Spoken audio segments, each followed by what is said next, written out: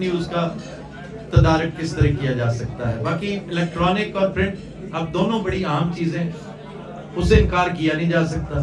مطلب اس کا جواب میں, ظفر محمود ایک بہت بڑا بیوروکریٹ ہے پاکستان کا, ہو سکتا ہے آپ میں سے کسی کو پتہ بھی ہو, مرتضیٰ شاہ کو پتہ ہے, کسی اور جرنلسٹ کو پتہ ہوگا, جو واپڈا کا چیئرمین بھی رہا, فیڈرل سیکرٹری غالباً خزانہ کا رہا, لا تعداد district, one of the best bureaucrats. یہ جو آخری بریڈ تھی اچھے افسروں کی, اس میں تو وہ مجھے ایک دن فون کر کے, اور یہ سچا واقعہ جو میں آج ریکارڈ پہ لا رہا ہوں, میری خواہش تھی کہ میں اپنی کتاب میں لکھوں گا, تو آپ کی بات کا جواب اسی سے نکلتا ہے. بعض لوگ ایزی لیتے ہیں پرنٹ میڈیا کو, کہ اب تو لوگ بس ٹی وی کے آگے بیٹھ کے, نو نو, وہ سوسائٹی تساہل پسند سوسائٹی ہوتی نا, سستی زدہ سوسائٹی. تو دنیا کا یہ بھی ایسا نہیں رہے گا, یہ بھی چینج ہو جاتا ہے. دنیا کا سست ترین ملک, انتہائی سست ملک آپ کے ہمسائے میں بیٹھا, آج وہ دنیا کا سب سے تگڑی اکانومی بن چکا ہے, اور وہ ایسا سپیڈ اپ ہو چکا ہے کہ وہ دنیا حیران رہے گی یار یہ وہ فیونچی کدھر گئے. تو وقت بدل جاتا ہے. پوری دنیا میں پڑھنے کا ٹرینڈ بڑا شاندار ہے, لوگ پڑھتے ہیں, ویسٹ میں پڑھتے ہیں, ٹی وی کی اپنی اہمیت ہے. تو ظفر محمود نے ایک دم مجھے فون کیا تو کہتا تیرا کالم کیوں نہیں آ رہے اتنے دنوں میں. میں کہا سر میں کی دساں تانوں ظفر بھائی, میں تے خبر حال تو ہی میں خبرناک ان دنوں میں کر رہا تھا. میں کہ نہیں خبرناک تو ہی جان نہیں چھوٹی, خبرناک بڑا. اچھا میں ہاتھ چک کے دعا کراں گا تیرا ٹی وی شو ناکام ہو جائے تاکہ میں کالم پڑھنا. دیکھیں وہ بندہ میرا ٹی وی شو نہیں دیکھتا تھا, اللہ کو انتہائی پاپولر ٹی وی شو دیکھتا بھی تھا تو تون مکرہن دیکھتا تھا. جو لطف اس کو کالم پڑھنے میں آتا تھا وہ ٹی وی دیکھنے میں نہیں آتا.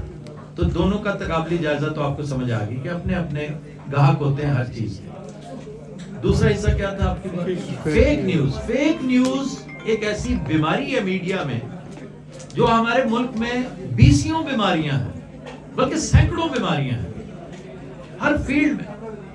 جس فیلڈ کو بھی آپ اٹھائیں گے وہ بیماریوں سے بھرا پڑا ہے. اس کا یہ مطلب نہیں کہ اس کو ٹھیک نہیں ہونا, اس کو ٹھیک ہونا ہے, یہ خود بھی ٹھیک ہوگا. کچھ ہم بھی رول پلے کریں گے, اللہ نے چاہا تو آپ بھی کریں گے. تو فیک نیوز بھی اسی کا شاخسان ہے. کرپشن ہے نا, جب بلڈ کرپٹ ہو جاتا ہے نا, حکماء کہتے ہیں کہ جسم کے اندر جب بلڈ کرپٹ ہو جاتا ہے تو وہ ایرپشن دیتا ہے, اس میں یہ بلسٹرز نکل آتے ہیں, پھنسیاں پھوڑے نکل آتے ہیں. تو آپ کا جسد قومی جو ہے وہ مجسم کرپشن ہے نا. کرپشن ہر چیز میں, ہر معاملے میں, ہر جگہ پر کسی نہ کسی شکل. ناٹ دیٹ کہ سارا ملک کرپٹ ہے, لیکن آٹے میں نمک کے برابر اچھے لوگ بھی ہیں. تو اس کرپشن کا شاخسانہ میڈیا کے اندر فیک نیوز ہے, اور وہ صرف میڈیا ذمہ دار نہیں, اس کا فیک نیوز کا آرکیٹیکٹ کوئی اور ہوتا ہے. ویسٹڈ انٹرسٹ کہیں اور سے ہو رہی ہوتی ہے, وہ اپنے وسائل کو بروئے کار لاتے ہوئے. تو اللہ نے چاہا کہ جب ساری چیزیں ایک ایک کر کے ٹھیک ہونا شروع ہوں گی تو میڈیا کا قبلہ بھی درست ہو جائے گا. کیسے؟ اب سوال یہ کہ کیسے؟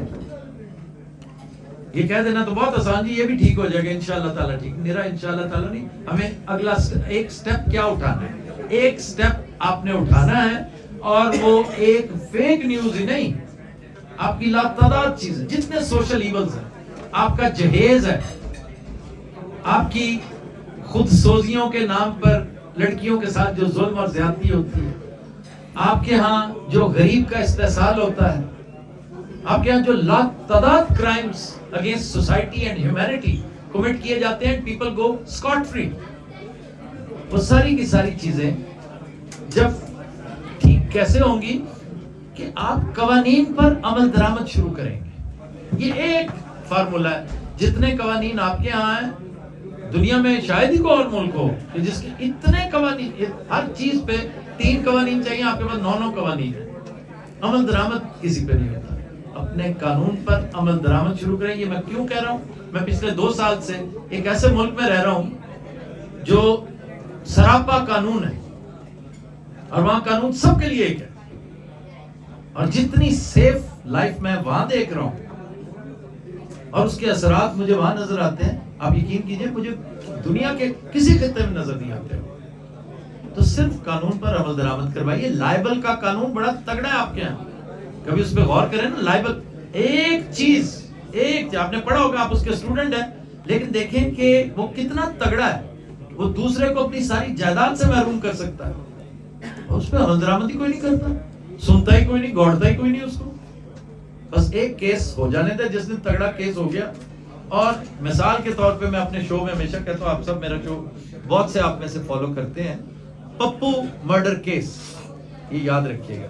پپو مرڈر کیس میں ضیاء الحق نے جو کیا تھا، مجھے افسوس سے کہنا پڑتا ہے ضیاء کی مثال میں کبھی نہ دیتا، لیکن چونکہ مثال ملتی ادھر سے